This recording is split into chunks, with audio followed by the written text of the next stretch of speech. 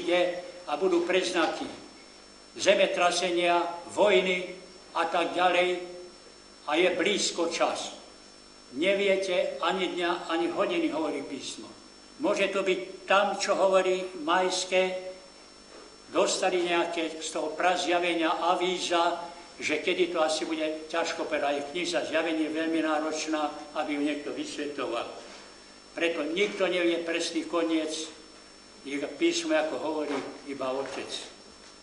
A toto buďte pripravení, lebo neviete ani dňa, ani hodiny. A preto aj pre nás je smerodajné, nie kedy bude koniec sveta, ale kedy odídem ja. Lebo ja budem zodpovedný a budeš zodpovedný. A ja, aj ty, všetci budeme zodpovední. Život absolútne nekončí. Prechádza do fantastických podob. Telo je skafander. A preto nie je dôležité, kedy bude koniec sveta, tomu nemožno veriť, pretože to sú určité prírodné, určitých títo ľudí, ktorí predstavovali tedajšie náboženstvo, či to boli fakíri, alebo to boli títo vesci rôzneho druhu, šámani a tak ďalej. Veľa vecí vedeli aj z prazjavenia.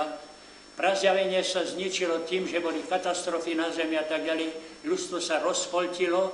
A k tomuto pravému zjaveniu, ktoré bolo náuka od Boha, od prvého človeka, sa pridávali mýty, legendy a tak ďalej a z toho vznikali rôzne druhy náboženstiev. A preto musel prísť rabi z Nazareta.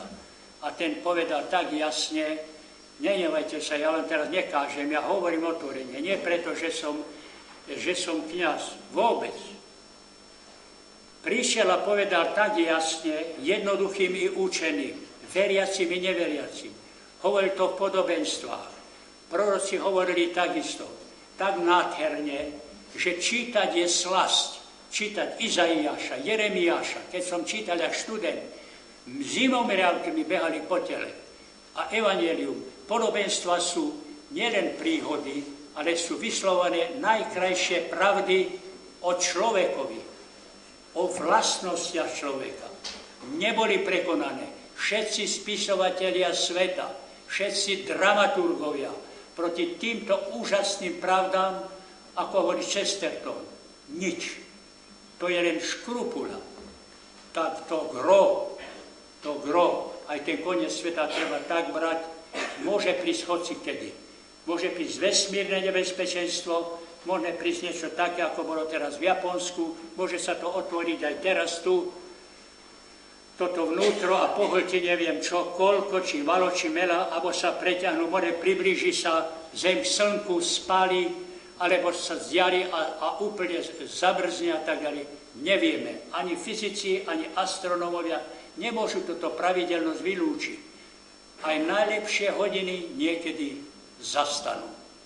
Že či je správny smer, že štát, v ktorom sa nedokážem uživiť, nie je mojou vlastou, alebo inak teda, že či vlast je tam, kde je dobre. Nie je to správny názor, lebo vlast moja je tam, kde som sa narodil. Keď sme tu s mojim priateľom 4 roky takmer boli v Čechách, môj otec robil na družstve, 150 korún dostávali, čiže sme sa nedokázali ani uživiť, ale ja som neprestával brať svoju vlast, ani dokonca nielen vlast, ešte aj ústy, svoju domovinu za domovinu. Takže už je to druhá otázka, prečo sa nedokážem uživiť. A znovu sme prišli k tej otázke, o ktorej sme hovorili. A táto otázka nemôže ubrať, kam patrím, ale pre túto moju vlast práve všetko treba urobiť, aby ja som sa dokázal uživiť. Ale nie je tak, že jedni budú miliardári a druhí budú bezdomovci.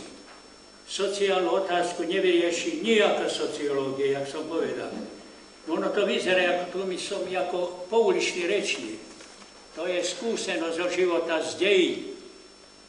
Nikto to nevyrieši, ak nebude brať násobilku miluj blížneho ako seba samého a znovu opakujem Chestertona. Kresťanstvo ešte vôbec nežilo. A druhá veta jeho. a má dosť síl, aby moderný svet rozvarilo na kašu. Áno, kresťanstvo má toľko a my robíme figu borovú. Aj my kňazi strašne málo robíme a všetci. Nie len Slováci, musíme ísť a do toho bahna dať aj kvas, aby sme boli lepší. A keď budeme lepší, aj naša domovina bude krásna. A to je dôležité. Tento svet nikto nespasí, iba láska. A tá láska sa skladá z dobra, z pravdy a z lásky. A to je všetko. A všetky systémy, ktoré sú a ktoré boli, tak budú mrieť, ako umreli predchádzajúce.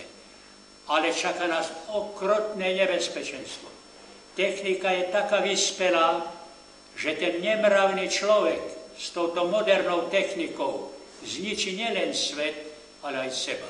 Menom okresnej knižnice, Povazkej knižnice, Povazkej Bystrici v správcovstve Trenčianskeho samosprávneho kraja sa chcem poďakovať predovšetkým monsignorovi Jozefovi Tótovi, ktorý prijal naše pozvanie a zúčastnil sa harmonii súvislosti 3. ročníka vzdelávacieho cyklu. Viem, že monsignor ako človek si nepotrpí na nejaké pompy a oslavy. Viem to o ňom. Viem, že preňho najväčšiu radosť a šťastie je preňho rozdávať a dávať druhým. A hlboko som presvedčená, že všetci tu, ako sedíme, každému z nás niečo daroval. A želám sebe aj vám, aby sme si z toho niečo vždy každý z nás odniesli domov.